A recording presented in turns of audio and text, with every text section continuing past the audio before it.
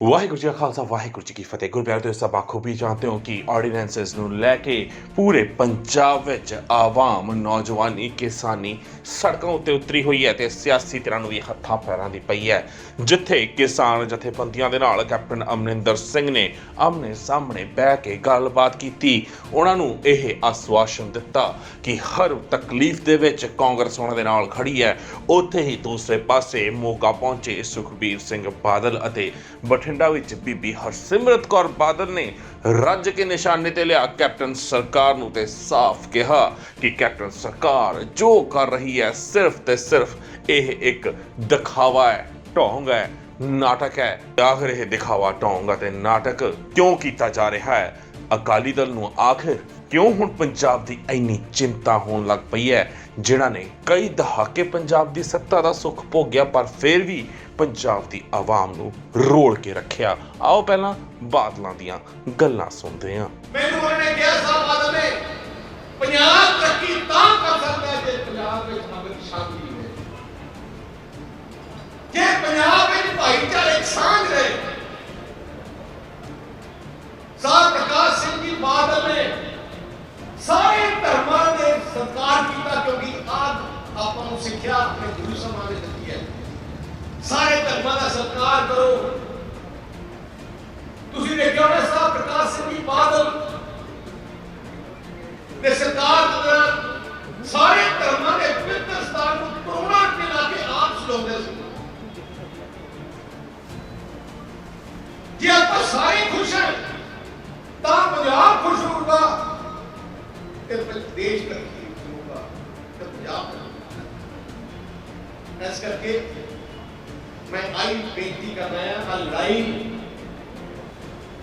कोई सौखी नहीं। आप उस सरकार ना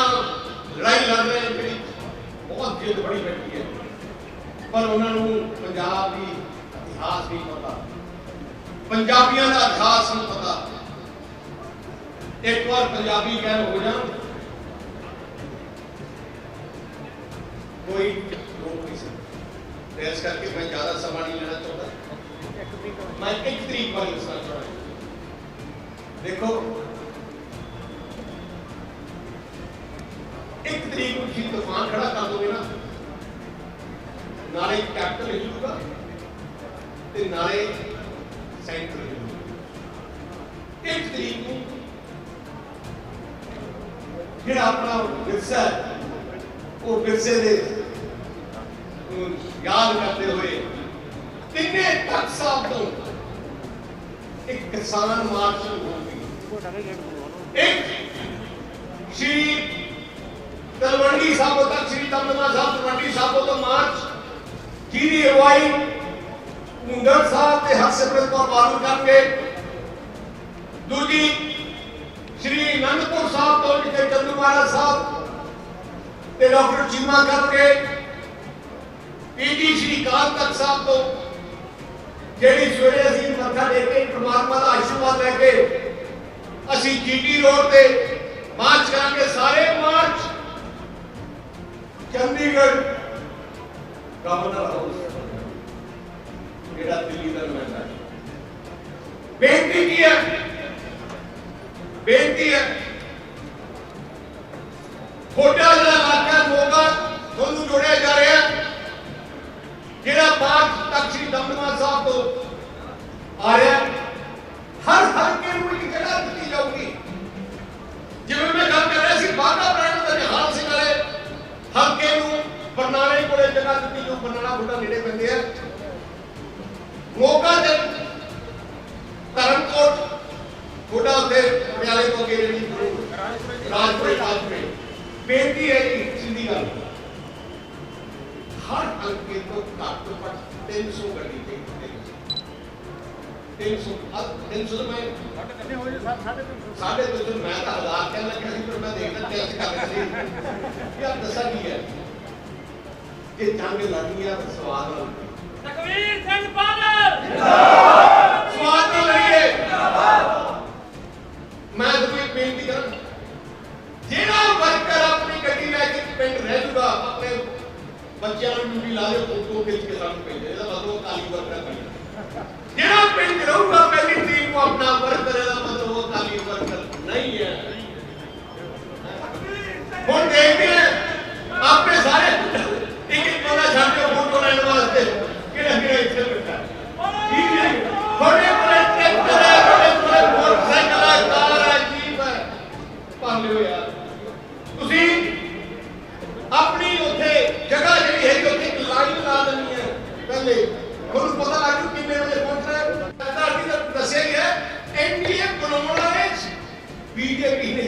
एनडीए बनाने वाली श्रोमणी अकाली दल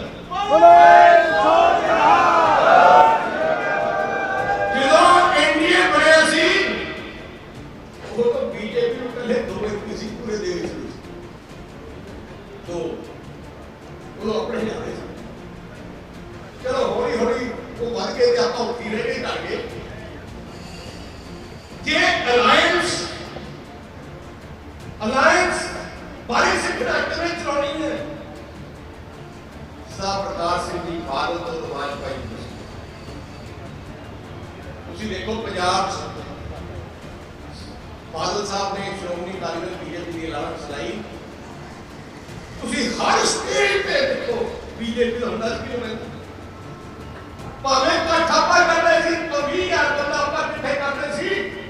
ਉਹ ਭਾਵੇਂ 2000 ਕੇ ਇੱਥੇ ਇਕੱਲੇ ਆ ਜਾਂਦੇ ਸੀ ਤੇ ਵੋਟ ਮਿਲਦੇ ਸੀ ਪਰ ਕਹਿੰਦੇ ਹੁੰਦੇ ਅਕਾਲੀ ਦਲ ਬੀਜੇਪੀ ਦਾ ਪਾਰਟੀ ਕੋਈ ਫੈਸਲਾ ਹੁੰਦਾ ਸਾਹ ਪ੍ਰਕਾਸ਼ ਸਿੰਘ ਦੀ ਬਾਤ ਪੁੱਛਦੇ ਸੀ ਦੱਸੋ ਆਪ ਕਰ ਲੱਗੇ ਹੈ ਇਹ ਹੋਣਾ ਚਾਹੀਦਾ ਪਰ ਹੁਣ ਉਹ ਗੱਲ ਨਹੀਂ ਹੋਈ ਨਾ ਪੁੱਛਿਆ ਗਿਆ ਸਾਡੀ ਕੋਸ਼ਿਸ਼ ਫਿਰ ਵੀ ਸੀ ਜੋ ਕੈਬਨਿਟ ਆਇਆ ਅਸੀਂ ਵਿਰੋਧ ਕੀਤਾ ਉਹਦੇ ਬਾਅਦ ਹਮ ਕਿਹਾ ਗਿਆ ਕਿ ਜਦੋਂ ਐਕਟ ਆਊਟ ਹੋ ਤੁਸੀਂ ਜੋ ਚਾਹੋਗੇ ਵਿੱਚ ਪਾਲੋ ਪਵਾਵਾਂਗੇ ਸਾਡੀ ਕੋਸ਼ਿਸ਼ ਸੀ ਕਿ ਸਾਰੀਆਂ ਚੀਜ਼ਾਂ ਉਹ ਐਕਟ ਬਣ ਰਿਹਾ ਸਾਰੀਆਂ ਚੀਜ਼ਾਂ ਪੈਣ ਅਸੀਂ ਉਹਨਾਂ ਨੂੰ ਐਮਐਸਪੀ ਦੀ ਸ਼ੰਕਾ ਆ ਗਈ ਸੀ ਆਪੇ ਐਮਐਸਪੀ ਹੋਊਗੀ ਨਹੀਂ ਹੋਊਗੀ ਨਹੀਂ ਰਹੂਗੀ और मैं लगता मैं कल सारिया किसान जथेबंदी ਨੂੰ ਆਮ ਲਿਆ ਇਸੇ ਦੂਰ ਸਾਰੇ ਜਿਹੜੇ ਕਿਸਾਨ ਮਾਰ ਆਪਣੇ ਉਹਨਾਂ ਨੂੰ ਮੈਂ ਮਿਲਿਆ ਆਪਣੀ ਪਾਰਟੀ ਦੇ ਵਰਕਰਾਂ ਨੂੰ ਮਿਲਿਆ ਮੈਂ ਕਿਹਾ ਕੀ ਹੋਣਾ ਚਾਹੀਦਾ ਹੈ ਕਿਉਂਕਿ ਕਾਨੂੰਨ ਬਣ ਰਿਹਾ ਕਿ ਪੁਆਧੀ ਆਪਾਂ ਫਾਇਦਾ ਹੋ ਜਾਏ ਆਪਣੇ ਕਿਸਾਨ ਨੂੰ ਪੱਕਾ ਫਾਇਦਾ ਹੋ ਜਾਏ ਜੇ ਸ਼ੰਕੇ ਸੀ ਮੈਂ ਉੱਤੇ ਆ ਕੇ ਸੈਕਟਰ ਦੱਸੇ ਕਿ ਆਹ ਸ਼ੰਕੇ ਸਾਡੇ ਆ उन्होंने चिट्ठी लिख के भेज दी कि असि एमएसपी रखेंगे ये रखेंगे वो रखेंगे फिर मैं वापस अपनी पार्टी में दसिया सारे दसिया कहते कानून मारना काम की कहते चिट्ठी की कोई वैल्यू नहीं एक्ट विच पाओ एक्ट विच पै जाता है फिर पंजाब का किस्म बन जाता है पर असि क्या एक्ट विच पाओ वो कहते हाँ काम तो हो कर लेंगे देख दिया करते लीगल मान लेने हैं सोलिसिटर जनरल को पीने लेने ਸਾਨੂੰ ਵੀ ਪਤਾ ਸੀ ਕਿ ਸੈਸ਼ਨ ਕਿੰਨਾ ਬੁਲਾ ਲੂਗਾ ਉਹਦੇ ਬਾਅਦ ਪੜਿਆ ਕਿ ਪਾਰਲੀਮੈਂਟ ਦਾ ਸੈਸ਼ਨ ਆ ਗਿਆ ਲੋਕੀ ਕੋਵਿਡ ਨਾਲ ਬੁਰਾ ਹਾਲ ਹੈ ਬੁਲਾ ਲਿਆ ਸੈਸ਼ਨ ਅਸੀਂ ਉਦੋਂ ਬਿਆਨ ਦਿੱਤਾ ਕਿ ਇਹ ਸੈਸ਼ਨ ਦਾ ਐਕਟ ਨਹੀਂ ਹੋਣਾ ਚਾਹੀਦਾ ਮੈਂ ਚਿੱਠੀ ਵੀ ਲਿਖੀ ਮੈਂ ਪ੍ਰਧਾਨ ਮੰਤਰੀ ਨੂੰ ਵੀ ਕਿਹਾ ਕਿ ਇਹ ਸੈਸ਼ਨ ਲੈ ਕੇ ਆਓ ਜਿੰਨਾ ਤੱਕ ਸਾਰੇ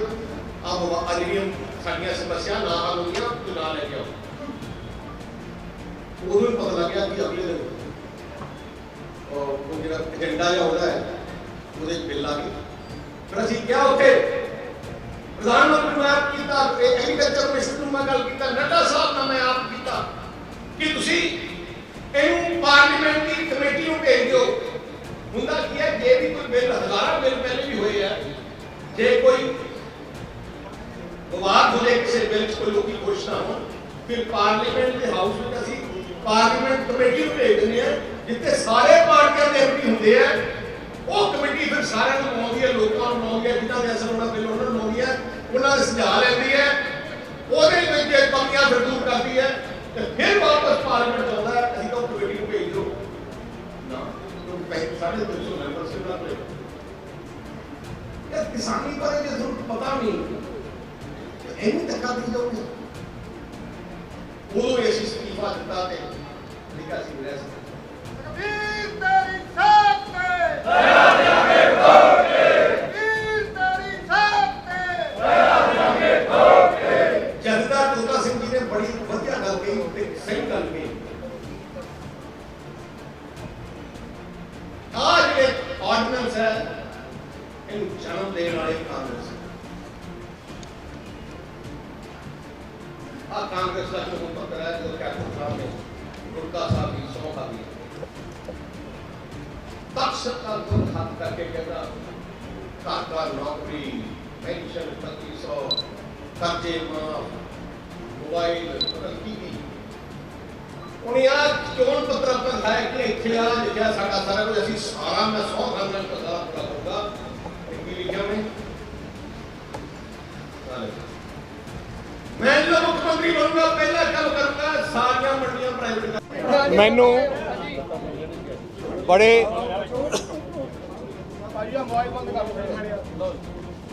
ਬੜੇ ਦੁੱਖ ਨਾਲ ਕਹਿਣਾ ਪੈਂਦਾ ਕਿ ਪੰਜਾਬ ਸਰਕਾਰ ਦੀ ਇੰਨੀ ਵੱਡੀ ਨਲਾਇਕੀ ਹੈ। ਤੁਸੀਂ ਜਾਣਦੇ ਹੋ ਅਗਸਤ ਦੇ ਮਹੀਨੇ 'ਚ ਕੈਪਟਨ ਅਮਰਿੰਦਰ ਸਿੰਘ ਨੇ ਸੈਸ਼ਨ ਸਪੈਸ਼ਲ ਬੁਲਾਇਆ ਸੀ ਇੱਕ ਦਿਨ ਦਾ ਇੱਕ ਰੈਜ਼ੋਲੂਸ਼ਨ ਪਾਸ ਕਰਨ ਵਾਸਤੇ ਆ ਤਿੰਨੇ ਬਿੱਲਾਂ ਦੇ ਖਿਲਾਫ ਰੈਜ਼ੋਲੂਸ਼ਨ ਪਾਸ ਕਰਨ ਵਾਸਤੇ ਸਪੈਸ਼ਲ ਸੈਸ਼ਨ ਬਣਾਇਆ ਸੀ ਜਿੱਥੇ ਪਾਸ ਕਰਕੇ ਉਹਨਾਂ ਨੇ ਪੰਜਾਬ ਅਸੈਂਬਲੀ ਦੀ ਜੋ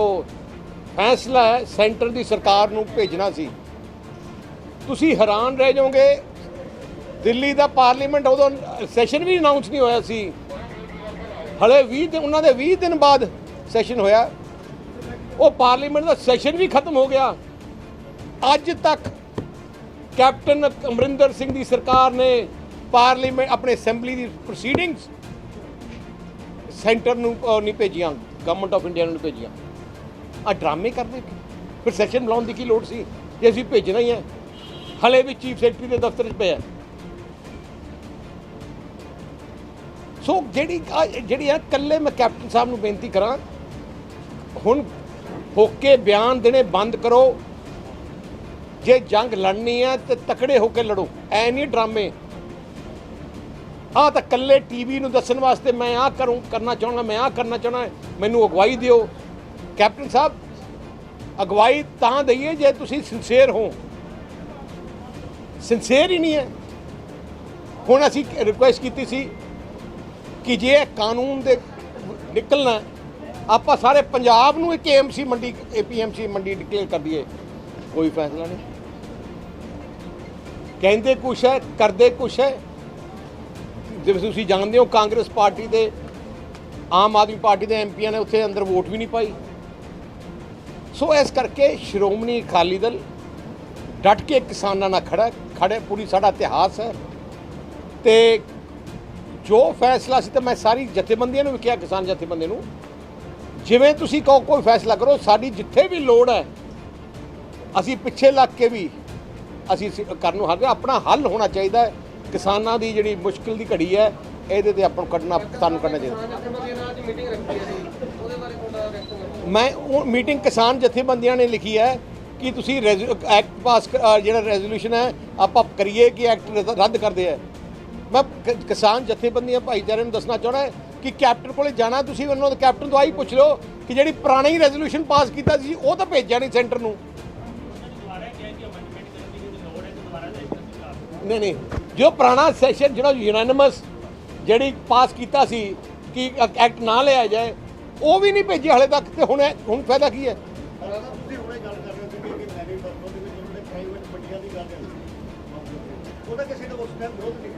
ਕਿਤੇ ਜਦੋਂ ਪਤਾ ਹੀ ਨਹੀਂ ਲੱਗਿਆ ਉਹ ਤਾਂ ਆਪਣੇ ਕੈਬਨਿਟ ਪਾਸ ਪੂਸ ਕਰਕੇ ਪੰਜਾਬ ਵਾਲਾ ਅਕਾਲੀ ਦਲ ਵੱਲੋਂ ਉਹਦਾ ਮੈਸੇਜ ਸਟੇਟ ਗਵਰਨਮੈਂਟ ਨੂੰ ਦੇਣਾ ਕਿ ਸੈਂਟਰ ਕੀ ਮੈਸੇਜ ਹੋਊਗਾ ਉਹਦਾ ਕੀ ਐਕਸ਼ਨ ਹੋਊਗਾ ਉਹਦੇ ਵਿੱਚ ਕੀ ਐਕਸ਼ਨ ਜਿਹੜਾ ਗਵਰਨਰ ਹੈ ਉਹ ਸੈਂਟਰ ਦਾ ਨੁਮਾਇੰਦਾ ਹੈ। ਚੰਡੀਗੜ੍ਹ ਸੈਂਟਰ ਦੀ ਯੂਨੀਅਨ ਟੈਰੀਟਰੀ ਆਉਂਦੀ ਹੈ ਉਹਨਾਂ ਦੀ।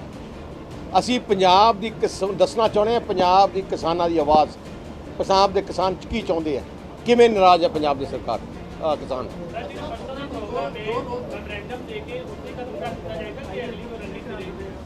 ਉਹ ਉਦੋਂ ਮੈਮੋਰੈਂਡਮ ਦੇ ਕੇ ਖਤਮ ਹੋਊਗਾ ਉਹਦੇ ਬਾਅਦ ਨੈਕਸਟ ਸਾਡੀ ਪਾਰਟੀ ਮੀਟਿੰਗ ਹੋਊਗੀ। ਸੁਪਰੀਮ ਕੋਰਟ ਜਾਂਦੀ ਆ ਸ਼੍ਰੋਮਣੀ ਅਕਾਲੀ ਦਲ ਕਹਿੰਦਾ ਕਿ ਮੋਢੇ ਨਾਲ ਮੋਢਾ ਲਾ ਕੇ ਨਾਲ ਚੜਾਂਗੇ ਇੱਕ ਨਾਲ ਖੜਾਂਗੇ। ਕਾਂਗਰਸ ਇੱਕ ਰੈਜ਼ੋਲੂਸ਼ਨ ਤਾਂ ਭੇਜ ਨਹੀਂ ਸਕਦੀ ਜੋ ਪਾਸ ਹੋਇਆ 2.5 ਮਹੀਨੇ ਹੋ ਗਏ ਤੇ ਫਿਰ ਇੱਕ ਝੂਠ ਦੇ ਬਾਅਦ ਦੂਜਾ ਝੂਠ ਬੋਲੀ ਜਾਂਦੇ ਆ। ਜੇ ਕਰਨਾ ਹੋਏ ਤਾਂ ਕਰ ਦਿਓ ਐ ਨਹੀਂ ਮੈਂ ਕਰਾਂਗੇ ਇਹਨੇ ਸਾਰਾ ਕੁਝ ਹੀ ਕੈਪਟਨ ਅਮਰਿੰਦਰ ਸਿੰਘ ਕਰਾਂਗੇ ਜੀ ਹੈ ਕਰਦੇ ਕੁਝ ਨਹੀਂ। Thank you. Thank you thank you. Waheguru ji ਕਾ ਖਾਲਸਾ ਵਾਹਿਗੁਰੂ ਜੀ ਕੀ ਫਤਿਹ।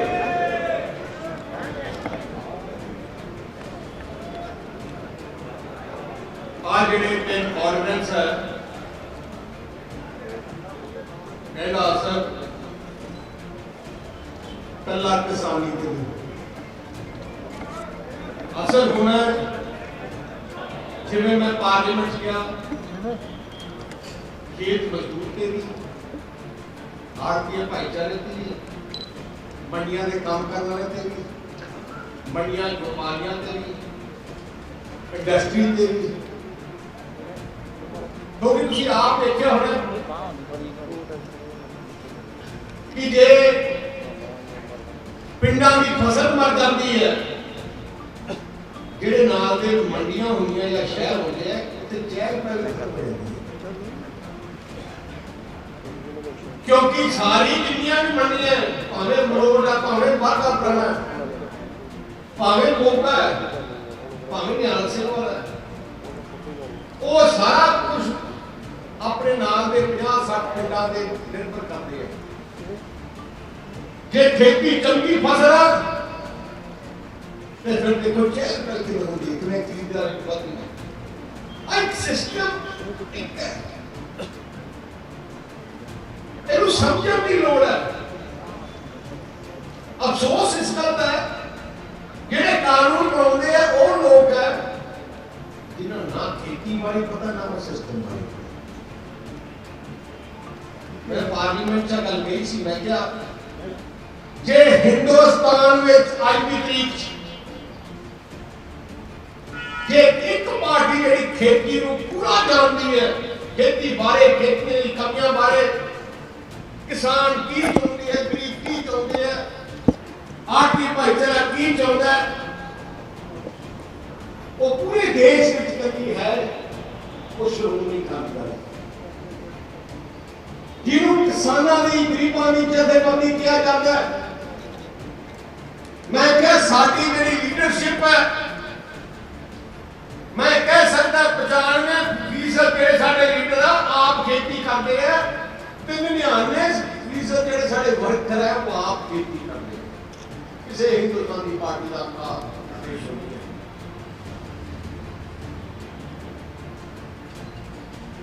ਪਰ ਜੇ ਤੁਸੀਂ ਸਭ ਤੋਂ ਨੇੜ ਦੀ ਪਾਰਟੀ ਨੂੰ ਨਹੀਂ ਪੁੱਛੋਗੇ ਤੇ ਫੈਸਲੇ ਕਰੋਗੇ ਖੇਤੀ ਬਾਰੇ ਤੇ ਵੱਡੀ ਗੱਲ ਮੈਂ ਕਿਹਾ ਜੇ ਪੂਰੇ ਦੇਸ਼ ਦਾ ਖੇਤੀ ਦਾ ਦਿਲ ਹੈ,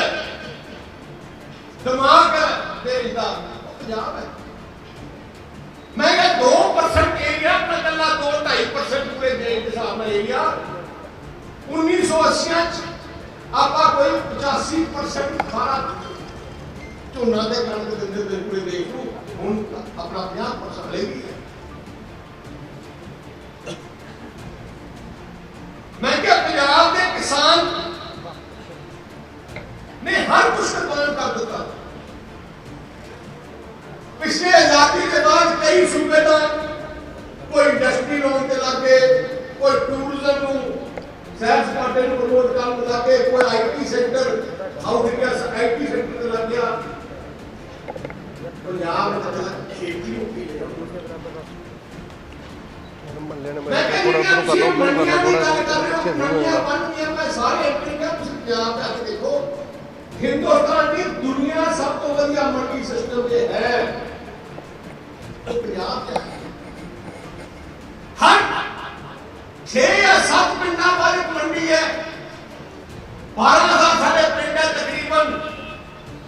1900 ਮੰਡੀਆਂ ਸਾਰੇ ਮੰਡੀਆਂ ਨੂੰ ਸੜਕ ਨਾਲ ਜੋੜਿਆ। 25-30 ਮਿੰਟਾਂ 'ਚ ਸਾਡਾ ਕਿਸਾਨ ਮੰਡੀ ਪਹੁੰਚ ਜਾਂਦਾ ਹੈ, ਫਸਲ ਨਾਲ ਵਿਕ ਜਾਂਦੀ ਹੈ। ਮੈਂ ਕਿਹਾ ਜੇ ਇਹਦਾ ਸਿਸਟਮ ਆਪਾਂ ਨੂੰ ਕੋਈ ਅੰਬਾਨੀ ਅਡਾਨੀ ਦੀ ਲੋੜ ਨਹੀਂ,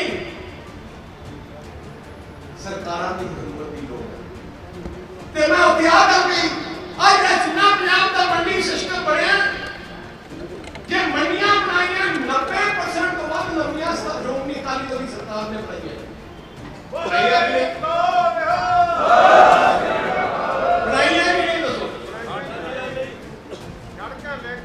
जिन्नियां भी लिंक रोड है साहब प्रकाश सिंह बादल ने जिन्नियां भी कसियां नहरां उदों ही बुनियां साहब प्रकाश सिंह बादल ने तीन नहर वर्गे पाए थे बादल साहब ने पक्के खाली की स्कीम बादल साहब लेके आए ट्यूबवेल ने मैं क्या असि अपना सारा खर्च हर देखो हर सूबे का कोई ना कोई उन्होंने जो सरकार बनाई कैबिनेट की मीटिंग सदी पहली कैबिनेट की मीटिंग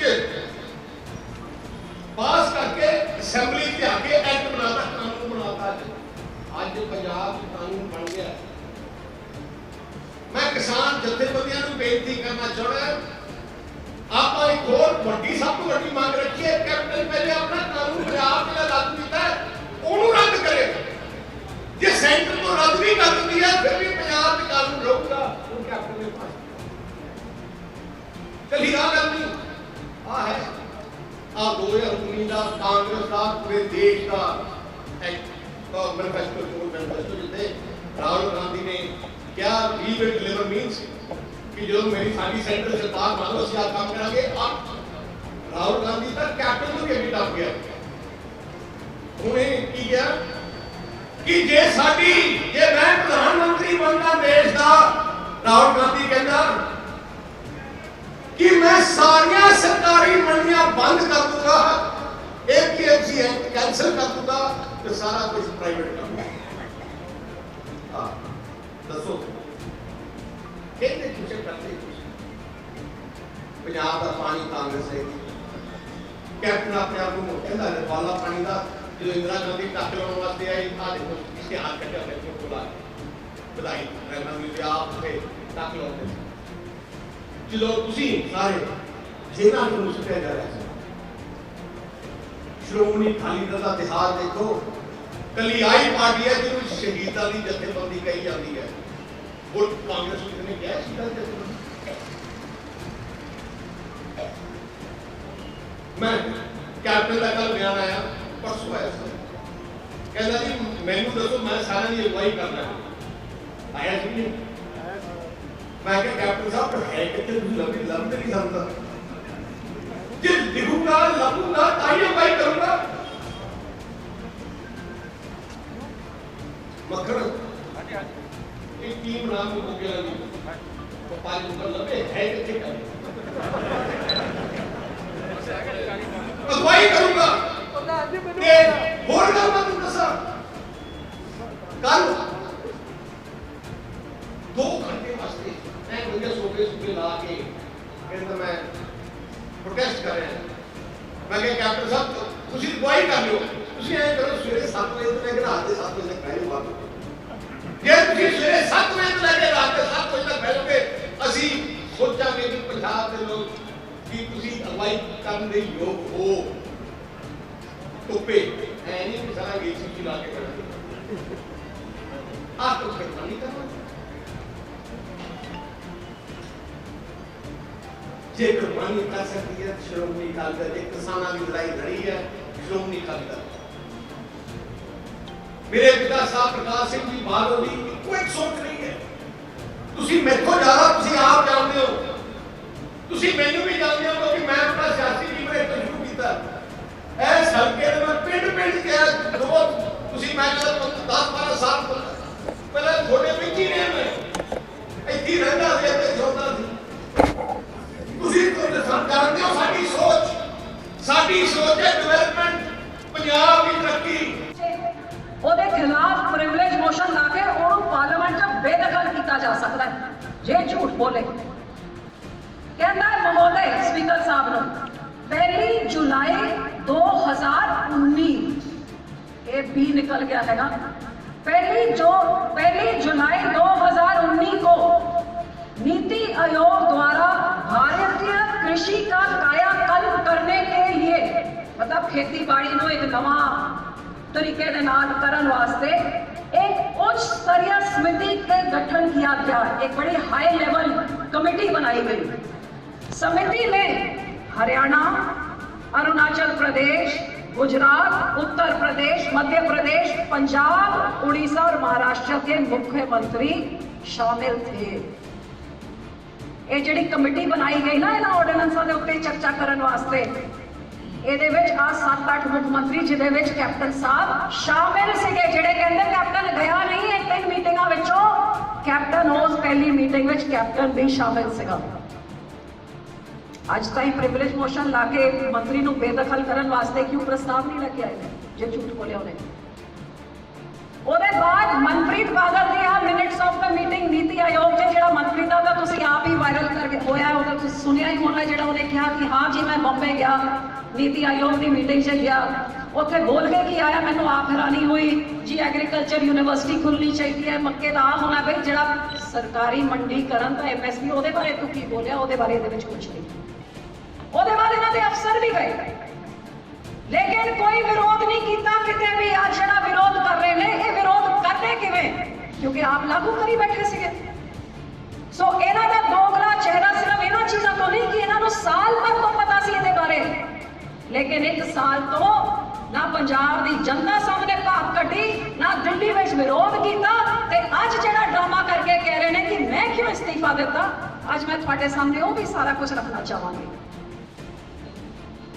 70-80 ਮਹਿਕਮੇ ਹੁੰਦੇ ਨੇ ਦਿੱਲੀ ਦੀ ਸਰਕਾਰ ਦੇ, ਕੇਂਦਰ ਸਰਕਾਰ ਦੇ, ਹਰੇਕ ਮਹਿਕਮੇ 'ਚ ਕੀ ਚੱਲ ਰਿਹਾ ਹਰੇਕ ਮੰਤਰੀ ਨੂੰ ਪਤਾ ਲੱਗਦਾ।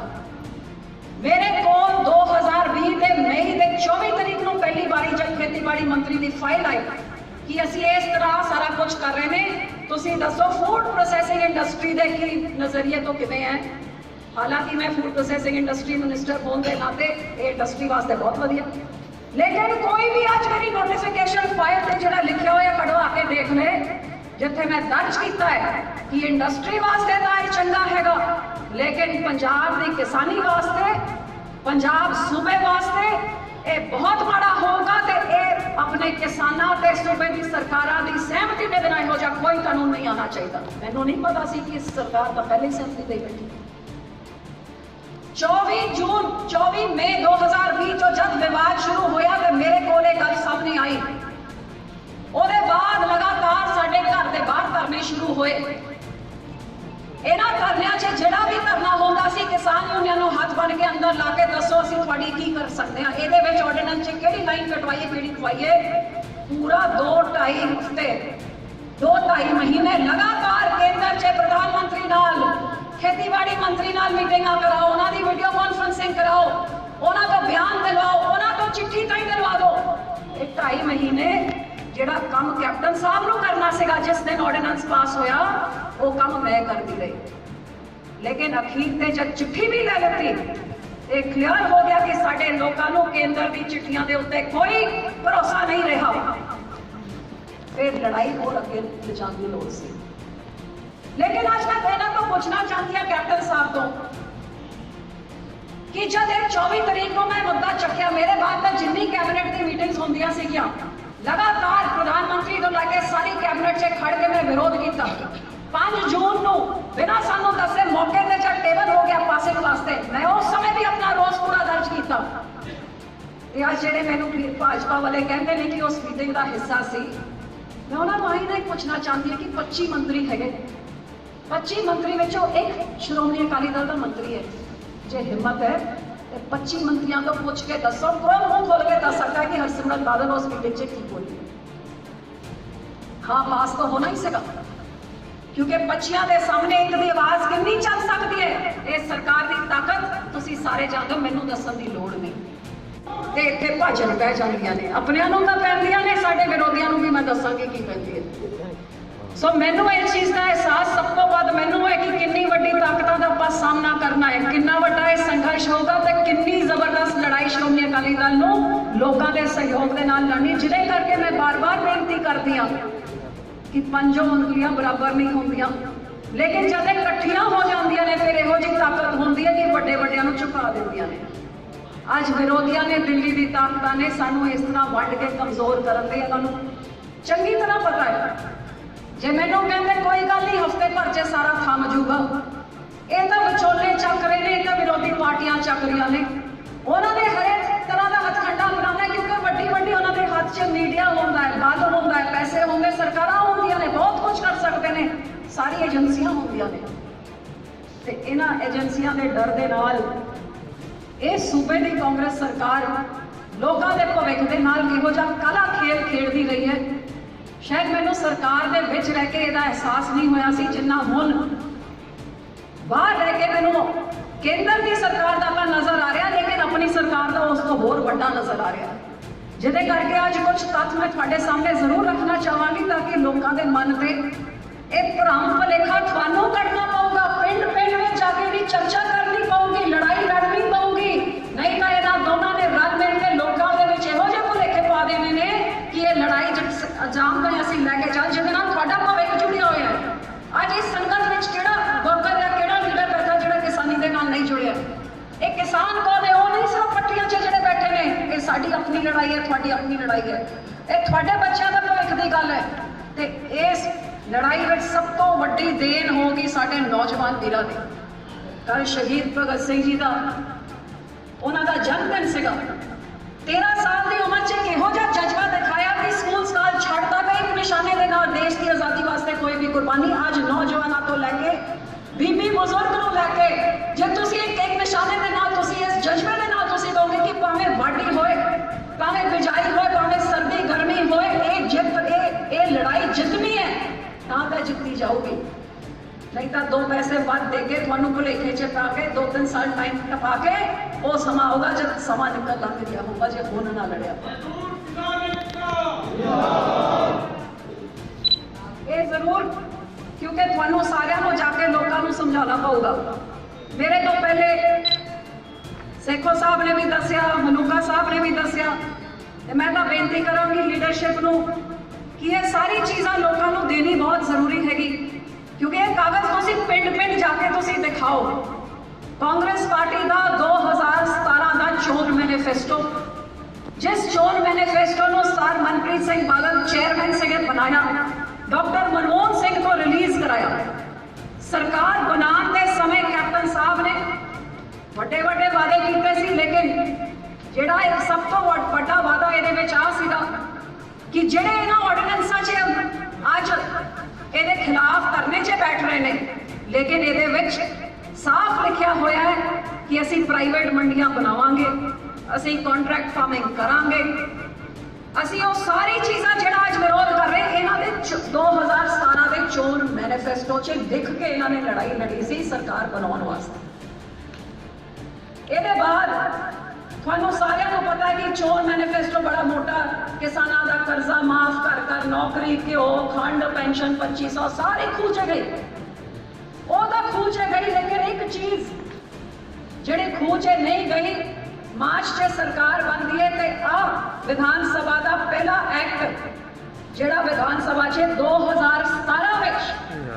12 ਅਗਸਤ ਨੂੰ ਪਾਰਿਤ ਹੁੰਦਾ ਹੈ, ਪਾਸ ਹੁੰਦਾ ਹੈ। ਤੇ ਇਸ ਐਕਟ ਵਿੱਚ ਲਿਖਿਆ ਕੀ ਹੋਇਆ ਹੈਗਾ? ਸਾਰੀ ਸਰਕਾਰੀ ਮੰਡੀਆਂ ਬਣਨਗੀਆਂ, ਪੰਜਾਬ ਦਾ ਪ੍ਰਾਈਵੇਟ ਮੰਡੀਆਂ ਬਣਨਗੀਆਂ, ਜੋ ਮਰਜ਼ੀ ਪ੍ਰਾਈਵੇਟ ਮੰਡੀ ਬਣਾ ਸਕਦਾ ਹੈ। ਇਹਦੇ ਵਿੱਚ ਕੰਟਰੈਕਟ ਫਾਰਮਿੰਗ ਹੋ ਸਕਦੀ ਹੈ, ਇਲੈਕਟ੍ਰੋਨਿਕ ਟ੍ਰੇਡਿੰਗ ਹੋ ਸਕਦੀ ਹੈ। ਇੱਕ ਇੱਕ ਚੀਜ਼ ਜਿਹੜੀ ਇਸ ਆਰਡੀਨੈਂਸ ਵਿੱਚ ਹੈਗੀ, ਇਹ ਕੈਪਟਨ ਸਾਹਿਬ ਨੇ 12 ਅਗਸਤ 2017 ਨੂੰ ਪੰਜਾਬ 'ਚ ਲਾਗੂ ਕਰਕੇ ਅੱਜ ਤਾਈਂ ਲਾਗੂ ਹੈ, ਅੱਜ ਤਾਈਂ ਰੱਦ ਨਹੀਂ ਕੀਤਾ ਹੈ। ਇਹ ਉਹਦਾ ਸਬੂਤ ਹੈਗਾ। ਇਹ ਕਾਗਜ਼ਾਂ ਦਿਖਾਓ ਜਿਹੜੇ ਕਾਂਗਰਸੀ ਅੱਜ ਡਰਾਮਾ ਕਰ ਰਹੇ ਨੇ। ਇਹਦੇ ਬਾਅਦ 2019 ਦੀ ਚੋਣ ਆਉਂਦੀ ਹੈ, ਪਾਰਲੀਮੈਂਟ ਦੀ ਚੋਣ। ਰਾਹੁਲ ਗਾਂਧੀ ਦਾ ਚੋਣ ਮੈਨੀਫੈਸਟੋ ਕਾਂਗਰਸ ਪਾਰਟੀ ਦਾ, ਜਿਹਦੇ ਵਿੱਚ ਸਾਫ਼ ਤੌਰ 'ਤੇ ਰਾਹੁਲ ਗਾਂਧੀ ਨੇ ਤਾਂ ਲਿਖੀ ਦਿੱਤਾ ਕਿ ਦਿੱਲੀ ਵਿੱਚ ਸਾਡੀ ਸਰਕਾਰ ਬਣੂਗੀ, ਅਸੀਂ ਮੰਡੀਕਰਨ ਢਾਂਚਾ ਸਿਸਟਮ ਹੀ ਸਾਰਾ ਰੱਦ ਕਰਕੇ ਨਵਾਂ ਸਿਸਟਮ ਲਾਵਾਂਗੇ। 2019 'ਚ ਮੰਡੀਕਰਨ ਖਤਮ ਕਰਨ ਦੀ ਬਾਤ 2017 ਵਿੱਚ ਚੋਣ ਮੈਨੀਫੈਸਟੋ 'ਚ ਤੇ ਪੰਜਾਬ 'ਚ ਲਾਗੂ ਵੀ ਕਰਤਾ। ਤੇ ਫਿਰ ਕਿਹੜੇ ਮੂੰਹ ਦੇ ਨਾਲ ਦਿੱਲੀ ਸਰਕਾਰ ਦਾ ਵਿਰੋਧ ਕਰਨਗੇ? ਅੱਜ ਕੈਪਟਨ ਸਾਹਿਬ ਨੂੰ ਮੈਂ ਪੁੱਛਦੀ ਹਾਂ ਕਿ ਜੇ ਪਾਰਲੀਮੈਂਟ 'ਚ ਮੰਤਰੀ ਨੇ ਸਾਰੇ ਦੇਸ਼ ਦੇ ਸਾਹਮਣੇ ਟੈਲੀਵਿਜ਼ਨ 'ਚ ਜੇ ਆ ਸ਼ਬਦ ਪੜ੍ਹੇ,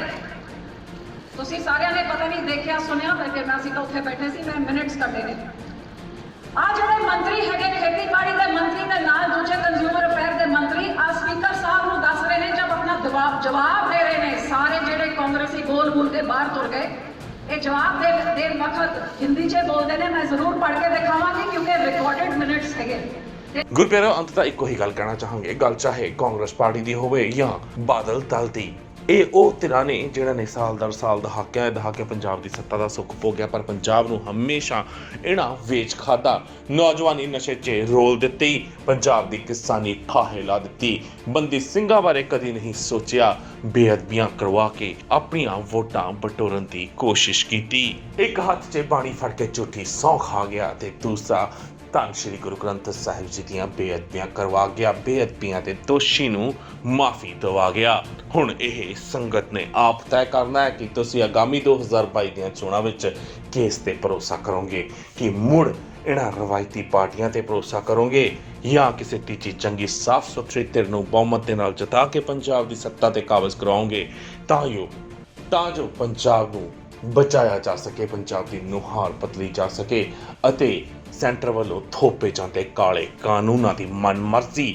ਖਤਮ ਕੀਤੀ ਜਾ ਸਕੇ। ਤੁਸੀਂ ਸਭ ਇਸ ਮਸਲੇ ਉੱਤੇ ਕੀ ਸੋਚਦੇ ਹੋ? ਆਪਣੇ ਵਿਚਾਰ ਨੀਚੇ ਕਮੈਂਟਸ ਦੇ ਵਿੱਚ ਜ਼ਰੂਰ ਦੇਣਾ। ਵੀਡੀਓ ਚੰਗੀ ਲੱਗੀ ਹੋਵੇ ਲਾਈਕ ਤੇ ਸ਼ੇਅਰ ਵੀ ਜ਼ਰੂਰ ਕਰਨਾ। ਗੁਰਬਾਣੀ ਅਖੰਡ ਬਾਣੀ ਵਾਸਤੇ ਬਠਿੰਡਾ ਤੋਂ AS ਕੈਂਥ ਅਤੇ ਮੋਗਾ ਤੋਂ ਜੋਗਿੰਦਰ ਸਿੰਘ ਗਿੱਲ ਦੀ ਰਿਪੋਰਟ। ਵਾਹਿਗੁਰੂ ਜੀ ਕਾ ਖਾਲਸਾ, ਵਾਹਿਗੁਰੂ ਜੀ ਕੀ ਫਤਿਹ। ਸਿੱਖ ਧਰਮ ਦੀ ਹਰ ਗਤੀਵਿਧੀ ਅਤੇ ਗੁਰਬਾਣੀ ਵਾਸਤੇ ਹੁਣੇ ਸਬਸਕ੍ਰਾਈਬ ਕਰੋ ਗੁਰਬਾਣੀ ਅਖੰਡ ਬਾਣੀ ਅਤੇ ਨੋਟੀਫਿਕੇਸ਼ਨਸ ਵਾਸਤੇ ਬੈਲ ਨੂੰ ਰਿੰਗ ਕਰੋ।